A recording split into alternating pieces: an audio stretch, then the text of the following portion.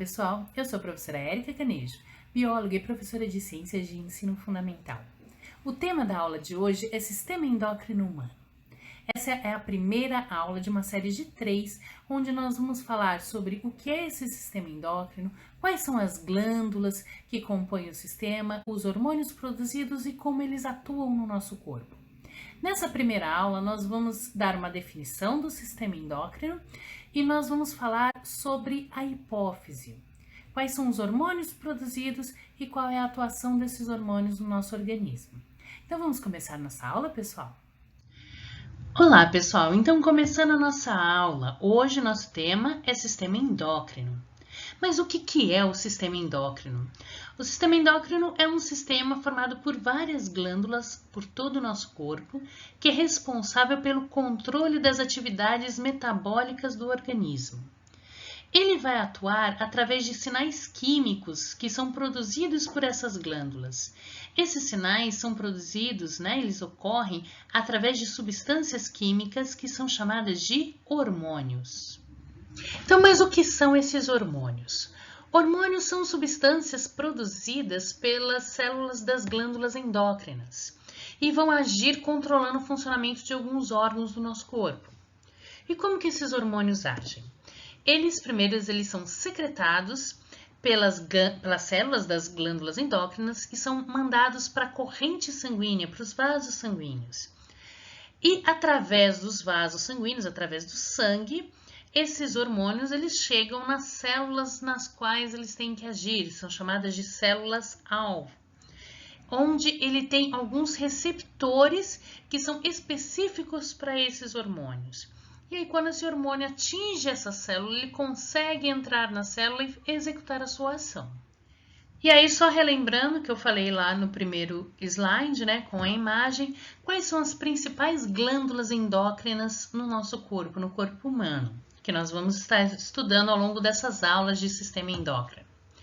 Então, nós temos a hipófise, a tireoide, as paratireoides, as suprarrenais, o pâncreas e as gônadas, que são os testículos e ovários. Na aula de hoje, nós vamos falar apenas da hipófise, que é uma das mais importantes dentre todas essas glândulas e acabam controlando o funcionamento de todas as outras, tá? Então, a aula de hoje nós vamos falar apenas sobre hipófise. Nas próximas aulas nós vamos falar sobre a tireoide e a paratireoide. E na última aula nós vamos falar sobre as suprarrenais, os pâncreas, os testículos e ovários. Então, a hipófise, ela está localizada próximo ao nosso sistema nervoso central e ela é dividida em duas partes. Uma hipófise anterior, também chamada de adenohipófise, e uma hipófise posterior, ou neurohipófise. O sistema nervoso central ele vai levar informações que vai estimular com que sejam produzidos os hormônios que atuam sobre a adenohipófise. E existem alguns neurônios que vão produzir hormônios, como o hormônio antidiurético, também chamado de ADH, e a ocitocina, que são armazenados e vão ser liberados pela neurohipófise. Então, vamos detalhar um pouquinho a atuação de cada uma dessas regiões da hipófise. Nós vamos começar com a adenohipófise e quais são os hormônios produzidos por ela e como eles agem no nosso organismo. Então, nós temos o hormônio do crescimento, ou hormônio somatotrófico, ou também chamado de GH. Ele que vai promover o crescimento dos nossos ossos e das cartilagens do nosso corpo. Ele também influencia no metabolismo dos carboidratos, dos lipídios e das proteínas. Nós podemos ter algumas condições, algumas doenças, por assim dizer, relacionadas a esse hormônio, ao GH. Se ocorrer, por exemplo, a deficiência, ou seja, a falta do hormônio GH durante a infância, nós temos, por exemplo, o nanismo, como na foto que nós temos aqui no slide. Se eu tiver o excesso desse hormônio, eu já vou ter a condição contrária, eu vou ter o gigantismo.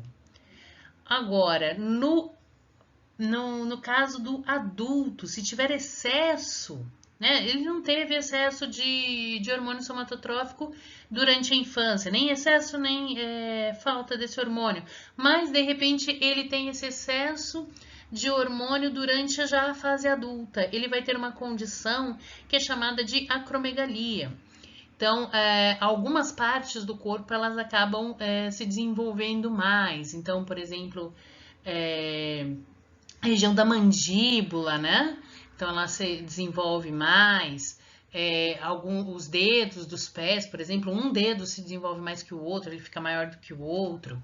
São algumas condições da acromegalia. Mas como eu falei para vocês, a hipófise ela também produz hormônios que vão agir em outras glândulas. Então, mais um hormônio produzido pela adenohipófise é a tireotrofina, também chamado de TSH. Esse TSH ele vai agir em uma outra glândula, que são as tireoides, e vai estimular com que a glândula tireoide ela consiga produzir o seu hormônio, que é a tiroxina.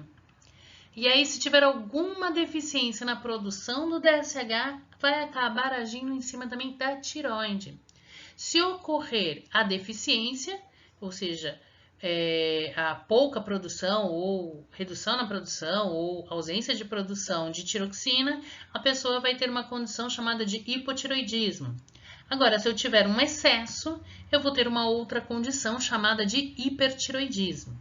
Mas nós vamos falar mais sobre isso na aula onde nós vamos trabalhar sobre tireoide e paratireoides. Mais um hormônio produzido pela adenihipófise é a adrenocorticotrófico, ou ACTH. É mais fácil pelas siglas. O ACTH ele vai fazer com que outra glândula, então dá para perceber que a hipófise ela age também estimulando as outras glândulas do sistema endócrino. Dessa vez ela vai agir, né, o ACTH ele age sobre a glândula suprarrenal. Então vai estimular com que essa glândula suprarrenal produza os seus hormônios glicocorticoides, como o cortisol. A adenohipófise também produz mais um hormônio que vai agir em outras regiões do corpo. Dessa vez é um hormônio chamado de prolactina, ou LTH. A prolactina ela é responsável pelo desenvolvimento das mamas e também pela produção do leite.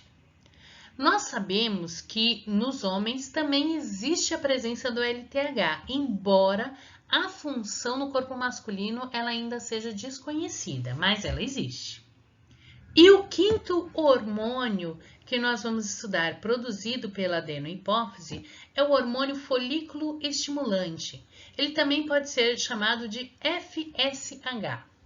Ele é encontrado tanto no corpo dos homens quanto das mulheres. Nos homens, nós sabemos que esse hormônio ele induz a produção do espermatozoide lá nos testículos. Enquanto na mulher, ele promove o desenvolvimento do folículo ovariano e vai também estimular o ovário a produzir um outro hormônio, que é o estrógeno, que nós vamos ver na aula posterior. E finalmente nós temos o último hormônio produzido pela adenohipófise. Esse hormônio é chamado de hormônio luteinizante, ou conhecido também pela sigla LH. Ele age nas gônadas, ele vai agir nos testículos e nos ovários.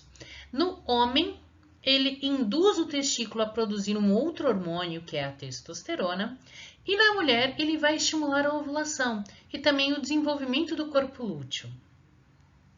Então dá para observar que a hipófise ela é como se fosse uma glândula principal, um quartel-general, que dá todos os comandos para outras glândulas do nosso corpo. Então, olha a importância da nossa hipófise.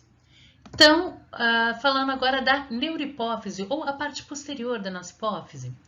O primeiro hormônio que nós vamos ver é o hormônio antidiurético, também chamado de ADH. Esse hormônio ele vai ser liberado quando o nível do nosso sangue cai até um determinado ponto.